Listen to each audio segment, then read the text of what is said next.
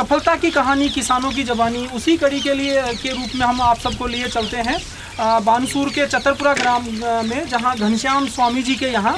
एक बहुत अच्छा मिर्ची के उत्पादन के लिए उन्होंने यहाँ सूक्ष्म टपक सिंचाई पद्धति के लिए यानी ड्रिप इरिगेशन के लिए एक संयंत्र लगाया हुआ है। जैसा कि आज लगातार वर्षा की अनियमितता के कारण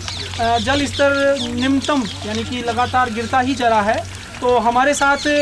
कृषि विभाग से यहाँ सहायक कृषि अधिकारी श्रीमान सुरेश जी यादव जी हैं। तो मैं उनसे आग्रह करना चाहूँगा कि हमारे ऐसे प्रगतिशील किसान जो यहाँ हम घनश्याम जी स्वामी जी का एक एग्जाम्पल है, जिन्होंने अपनी मिर्ची उत्पादन के द्वारा पिछले वर्ष एक खेत से 6 लाख रुपए का उन्होंने एक आमदनी पाई। क्योंकि लगातार हम देख रहे हैं कि खेती को किसान एक मुनाफे की बजाय घाटा का सौदा मानता जा रहा है, लेकिन इस तरह के प्रगतिशील किसान घनश्याम जी जैसे एक तरह से एग्जाम्पल हैं उन फार्मर्स के लिए जिनका विश्वास टूट रहा है खेती के प्रति। और अगर इस तरह की पद्धतियों को वो यूज़ में लेते हैं, विभिन्न विभागों के द्वारा वो मिलकर और ज्ञान अर्जित करके अगर अपने आप को आगे बढ़ा पाते हैं, तो निश्चित रूप से वो एक मॉडल फार्मर के रूप में आगे बढ़ सकते हैं। इसी कड़ी को जोड़ते हुए युवा जागृति संस्थान एक पहल कर रही है, पूरे बानसूर में जितने भी प्रगतिशील किसान हैं उन सभी की एक डॉक्यूमेंट्री बनाकर और उन्हें एक डिजिटल प्लेटफॉर्म के माध्यम से हम पूरे विश्व में या हम पूरे भारत में एक तरह से जो किसान की आमदनी को किस तरह डबल किया जाए उसके लिए एक एग्जाम्पल सेट कर सकें। तो श्रीमान सुरेश जी से मैं आग्रह करना चाहूँगा कि बहुत सारे ऐसे किसान हैं जो हमारे घनश्याम जी की तरह प्रगतिशील बनना चाहते हैं, लेकिन जानकारी के अभाव में, समय के अभाव में या फिर उन्हें इन तकनीकों की जानकारी नहीं हो पाती है, इस वजह से वो पहले की तरह परंपरागत कृषि ही करते आ रहे हैं, या तो फव्वारों से सिंचाई कर रहे हैं या फिर वही क्यारी बनाकर वो खेती को यूज में ले रहे हैं। तो आपका ज्ञान उनके लिए बहुत लाभकारी होगा। जैसा कि आप ये संयंत्र दे रहे हैं, ये ड्रिप इरिगेशन के लिए लगाया गया है, तो श्रीमान सुरेश जी से मैं आग्रह करूँगा कि किस तरीके से कम पानी में अधिक मुनाफे की फसल कैसे किसान पा सकता है और कैसे घनश्याम जी की तरह वो अपनी आमदनी को दुगना कर सकता है, तो आप हमें इसके लिए जागृत करें। देखिए, अगर जलवायु परिप्रेक्ष्य के हिसाब से यहाँ से देखा जाए तो सबसे जो मुख्य समस्या हमारे यहाँ उत्पन्न हो रही है वो लगातार भूमिगत जल में गिरावट आ रही है, और इस गिरावट को देखते हुए हम जो अधिक जल मांग वाली फसलें हैं उनका अच्छा उत्पादन नहीं ले पा रहे हैं, और किसान चर्चा यही करते हैं कि खेती हमेशा घाटे का सौदा रहती है और खेती से अच्छा हमें प्रॉफिट प्राप्त नहीं होता है, और बहुत सारे किसान ऐसे हैं कि इस खेती को छोड़कर शहरों की ओर पलायन कर रहे हैं। तो देखिए, कुछ ऐसा है कि अगर हम ट्रेडिशनल परंपरागत खेती को छोड़कर हम उन्नत तकनीकियों को अपनाएं तो हो सकता है कि किसान बहुत अच्छा मुनाफा और बेनिफिट प्राप्त कर सकता है, लेकिन किसान को ज़्यादातर योजनाओं के बारे में प्रॉपरली जानकारी नहीं मिल पाती है, और अगर जानकारी भी प्राप्त होती है तो वो इस सिस्टम को लगवा नहीं पाता है। अगर किसान को पहले उसको अच्छी प्रकार से उसको समझाया जाए कि संयंत्र किस प्रकार से कार्य करता है। देखिए, हम जैसे भूमिगत जल में लगातार गिरावट आ रही है, कम जल में आसानी से अधिक क्षेत्र में सिंचाई करते हैं, और अगर हम राजस्थान के हिसाब से देखें तो हमारे लिए तो मुख्य समस्या यही है कि शुष्क दशाओं में किस प्रकार से हम खेती करें। तो उसके लिए यहाँ राजस्थान के लिए बहुत बड़ा ये वरदान साबित हुआ है, और हमारे यहाँ बहुत सारे किसान ऐसे मोटिवेट होकर उन्होंने खेती करना प्रारंभ भी कर दिया है, और पहले परंपरागत खेती की तुलना में आज वर्तमान में वो बहुत अच्छा मुनाफा कमा रहे हैं। जैसे अभी गोकुल जी बता रहे थे कि हमारे इन घनश्याम स्वामी जी किसान ने प्रथम वर्ष में जब मिर्ची लगाई इससे ड्रिप संयंत्र के माध्यम से, तो लगभग 1 एकड़ में उन्होंने 6 लाख रुपए का सीधा बेनिफिट, शुद्ध प्रॉफिट लाभ प्राप्त किया था। उसी की तरफ ये अग्रसर होते रहे, और अब ये सारी उन्नत तकनीकी वो अपनाते हैं, जिसे ड्रिप संयंत्र के माध्यम से अधिक क्षेत्रफल में सिंचाई करते हैं, और सिंचाई के लिए भी इन्होंने सोलर संयंत्र, जो सोलर सिंचाई पंप होता है, वो स्थापित करवा रखा है। वो भी RACP जो राजस्थान कृषि प्रतिस्पर्धात्मक परियोजना के माध्यम से इनके स्थापित हुआ है। साथ में ही अगर बात करते हैं तो खेती की अच्छी गहरी जुताई करने के लिए इनको इस योजना के माध्यम से ही एक छोटा जो ट्रैक्टर है जो बागवानी में अच्छी प्रकार से कार्य कर सकता है, वो भी इनको उपलब्ध करवाया गया है। और आज इन सभी सुविधाओं को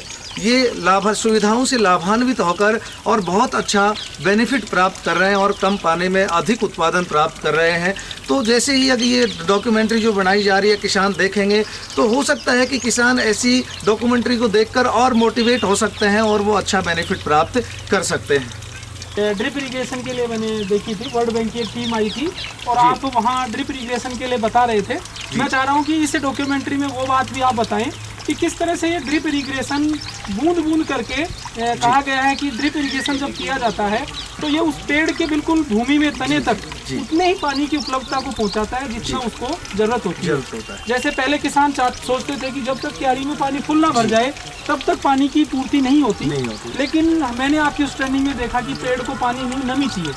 तो किस तरह से ये उस पानी की पूर्ति को पूरा कर पाता है ड्रिप इरिगेशन, तो ये जानकारी बहुत अच्छी होगी सर अगर आप साझा कर पाएँ तो। जी देखिए, पहले किसान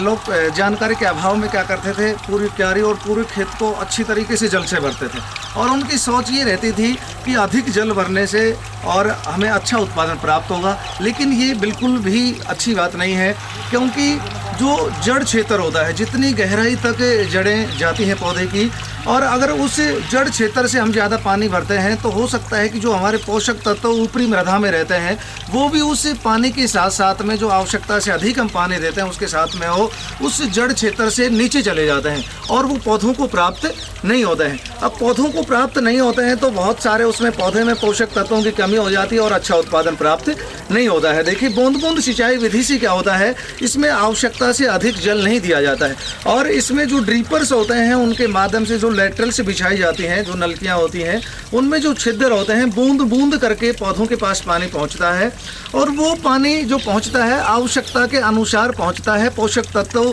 उन पौधों की जड़ों से नीचे तक नहीं जाते हैं और जब पोषक तत्व ऊपरी मृदा में रहते हैं तो उस पौधों को सुचारू रूप से उपलब्ध होते हैं और पौधा अच्छी वृद्धि करता है और जब अच्छी वृद्धि करता है तो निश्चित है कि किसान को अच्छा उत्पादन भी प्राप्त होता है। बिल्कुल सर, जिस तरह से आपने सूक्ष्म टपक जो पद्धति है यानी ड्रिप इरिगेशन के बारे में ये जानकारी दी और निश्चित रूप से ये सफलता की कहानी किसानों की और प्रगतिशील किसानों की ज़बानी जो एक मुहिम हम सब ने आप जैसे विभाग के लोगों से मिलकर और इस